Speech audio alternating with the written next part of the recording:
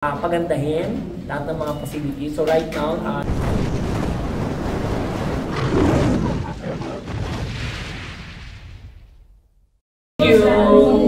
Ayan. Sir, ano feeling na bakit ka nag-decide na mag-venture sa business ngayon? Yeah, actually syempre na journey natin yung Ahon na Hirap during nagka-campaign tayo. Syempre, isa sa mga advocacy natin tsaka livelihood program natin is maggawa ng content creation para sa tao. So, nung hindi tayo nahalal, syempre, lumaban naman ang Ahon na Hirap ng maayos na hindi tayo nag-vote buying. So, syempre, hindi naman natin masisi kapag yung mga tao, syempre, bulag-bulagan, na dahil sila sa vote buying na hindi tayo nahalal man, pinapatuloy natin ang ating advocacy. So, isa sa mga original plan is magpapakredit dapat ako ng TESDA. And then, syempre, napakilala ko ni Sir Joey kay Born Imelda Papin. So, dapat makakamag kami ng school ng TESDA. However, ang daming process pang gagawin yung mga requirements ba ng TESDA. So ang ginawa namin is naghanap kami muna ng school na accredited na po ng TESDA para mas mabilis namin i-incorporate ang content creation para sa mga livelihood program. And yet, itong school na ito, syempre, nung kinuha namin sa land bank is actually for repossess na. And syempre, sabi namin, kunin natin to. And it's been 20 years and from 600 students, ngayon is 236 na lang. So, we decide na pagandahin lahat ng mga facilities. So, right now, nakapaglagay na kami ng mga TV, every classroom lahat. And then, lahat ng mga computers, in-upgrade namin ngayon. And then, soon, lahat ng blackboard na nakikita nyo dito, magiging whiteboard na rin. Kumbaga, gusto natin i-modernize yung curriculum ng pag-aaral ng mga bata. Hindi your dream po na magkaroon ng spending? Hindi po. Actually, ito ngayon ang naging motivation ko para ipagpatuloy ko ang aking kolehiyo. So, para makakuha rin ako ng diploma kasi kita ko yung mga bata, nagsisikap sila sa pag-aaral. So, I think it's about time na bilang isang influencer, bilang isang vlogger, bilang isang public servant, hindi lang naman ito para sa para pagkakitaan. Ito ay karamihan is more on scholarship na school na para tulungan natin yung mga magulang na nahihirapan po magpa-enroll sa mga bata. Ano pinaka-priority nyo, sir, na gagawin ngayong school year? This year? This coming school year? Okay, so ang gagawin natin ngayon, since 236 student na lang kasi since namatay yung previous na may-ari ng school neto, so for repossess na to, so maraming student nag-out dito sa school kasi they think na kapag may bagong management, baka tumaas na yung tuition fee. So, hindi naman po. Kasi syempre, bilang isang public servant, alam natin yung lahat tayo nag-struggle, lalo na yung economy natin ay bumaba po. Syempre, hindi naman natin kailangan itaas, kundi i-embrace natin at plano natin is kapag ang bawat isang magulang po nagdala ng isa hanggang 2 estudyante, may 20% discount ang anak po nila sa school. Pag nagdala sila ng 3 to 4 student, 50% discount. Pero pag nakadala sila ng 5 student, automatic po, libreng matrikula ang kanilang anak.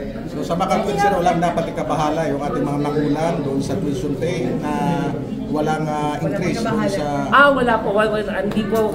Hindi po nila kailangan intindihin po yun dahil una sa lahat, pagpasok pa lang natin dito, nalaman ng mga parents, ng mga estudyante dito, karamihan ng mga estudyante, sabi nga nila, kung si Sir Wilbert ay isa sa mga national director, ay na school director at very responsible, alam po nila na nasa mabuting kamay ang kanilang anak.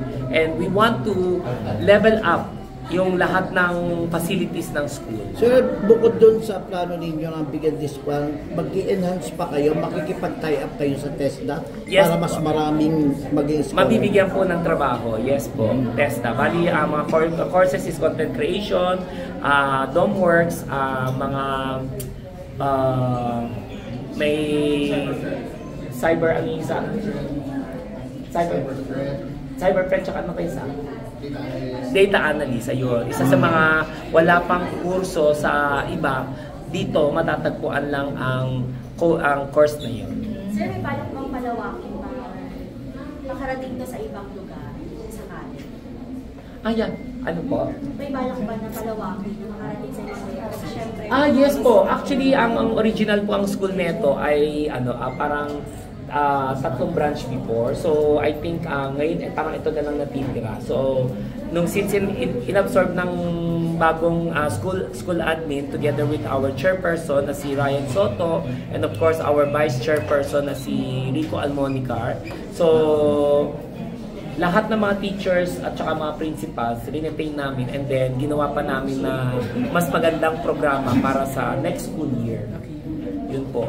Actually, nandito po sila Mayor. Andito. Mayor, pwede po kayo masama dito, Mayor. Tsaka si Congresswoman Tolentino po. Naku, parang siya po yung kapag-anak ko nawawala. Ang ganda ni Congresswoman. Ako!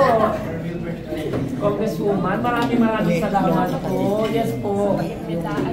Opo. tulong sa mga bata. Yes po, sobrang eto naman kasi talagang mga work natin, mga public servant. Mayor, pasok po tayo, Mayor. Ayan, si Mayor po ay isa po sa mga nag-embrace po sa amin nung unang pagdalo namin sa Alfonso dito sa Cavite. And of course, si Congresswoman, maraming salamat po dahil very supportive din sa mga estudyante at nakikita po namin na iisa lang po ang aming layunin, edukasyon ang pinaka-importante ipamahagi natin sa kabataan. Kay Mayor tsaka kay Congressman, isang tanong Opo. na. Ano yung mga pwede natin magawa, matulungan itong kanyang proyekto para nga mapababa yung at magkaroon ng pagkakataon makapag-aral yung ating mga kabataan po dito sa Alfonso? Si Congresswoman Aniela po ay maraming mga programang mga educational assistance po sa mga taga-Alfonso. Bukod po doon ay nagbibigay din po sila ng mga TESDA training dito sa Nazareth, Alfonso. So tayo po ay lucky, no? Tayo sinaswerte na itong institute ay TESDA accredited. So madami po tayo matutulungan through scholarships sa TESDA at sa SHED. And sobrang dami po natin matutulungan dito sa pagbukas ng bagong institute dito sa Alfonso. So kami po ay sobrang blessed na nandito si Sir Tolentino. Lost cousin. So ano masasabi po ninyo sa suporta na binibigay ng dalawang public servant? Ay, sobrang po. Nung unang dating po namin, hindi po nagdalong isip po si Mayor nag-welcome po sa amin dito sa Alfonso. And we were, parang sabi nga niya, kumbaga last term na niya dito, kumbaga, syempre, wala naman siyang ibang hangad kundi tulungan ng mga kabataan ngayon. Parang yung discussion namin is more on education at saka kung ano yung status dito nangyari dito sa school na to. So, nung nalaman kong 236 ang students, so ayan, nag-invite ako ng mga celebrities ngayon para makita nila yung mga nag-advocate para sa mga kabataan. So, nandito sila ngayon. So, ayun. Bali, Congresswoman, makikipag-tie up po tayo para sa scholarship sa TESDA para may pasok po yun. Bali, ilan po yung kaya natin may bigay ng scholarship? Wala po ako exact number, pero kakasend ko lang din po ng isa pang request sa director ng TESDA. So, sana po mapadami pa. And makakatulong po talaga na ito ay isang TESDA accredited school. So, mas madami po kung may babagsak na scholarship sa atin. Ang kagandahan po kay Congresswoman, kahit hindi po manghingi, nagbibigay din po talaga sa Alfonso. And ang Nazareth po talaga ay isa po talaga sa quality yung mga nagiging training from TESDA na lumalabas dito, talagang nagkakatrabaho po. Kaya kami po ni Congresswoman Aniela Tolentino, kung may higit pa po sa 100%, itutulong namin sa Nazareth at sa lahat po ng schools dito po sa bayan po. Mensahe po sa mga kabataan na gusto pong kagatin itong inyong advocacy.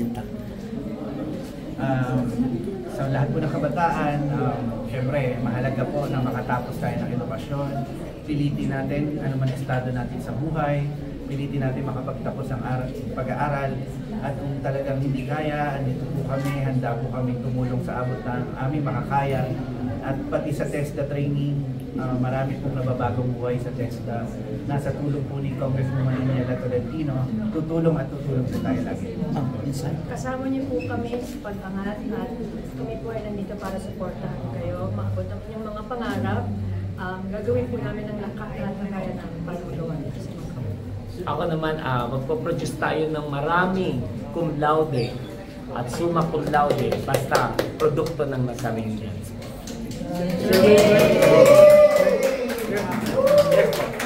Kasi di ba po ngayon maraming mga nangyayari din doon. Yes po. So are we going to see advanced approach sa mga estudyante natin?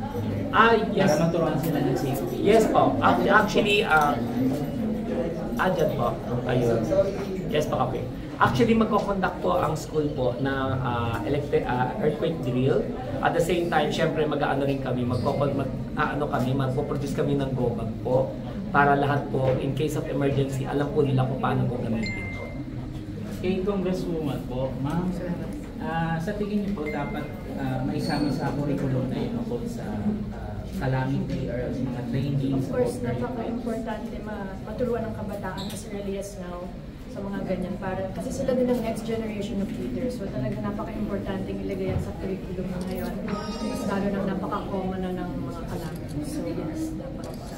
Tingin niyo po Congress can draft a law po? We could, definitely, yes. I would look into it at magda-draft kami ng mga lawyers namin na isama to sa prioridad na curriculum ng education system.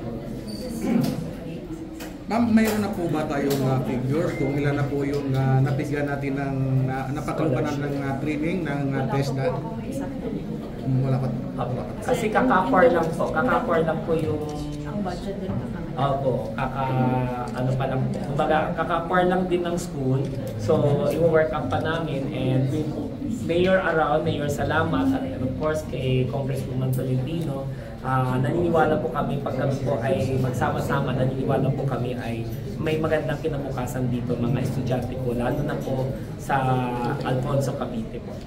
Na-expect na po ba ng LGU yung building, safe po ba na i-reopen ng school? Actually, 20 years siya existing, so okay naman siya. So, nung pag-step in namin dito bago tayo nagpa-press con, it was clear po, lahat po, okay naman po. Functional lahat and kailangan lang i-upgrade yung mga facilities tulad ng mga blackboard, papalitan po natin siya ng whiteboard. Tapos, ang next project natin is maglalagay tayo ng covered court para hindi po mainitan yung mga bata. Tapos, hindi tayo dadayo sa ibang lugar para magkaroon ng event. So, at least dito sa school mismo, lahat na activities magagawa na po. So, ilang % ang renovation na gagawin dito? Right now, since 1 month pa lang kami nakapag-transact with Land Bank, marami na kami na-accomplish lahat ng classroom, may TV na ngayon. And of course, computers po, nakapag-provide na kami ng 60 units.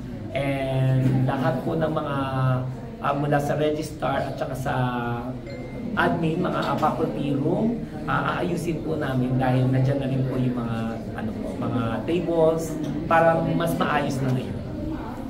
Thank you, sir. Thank you po. Maraming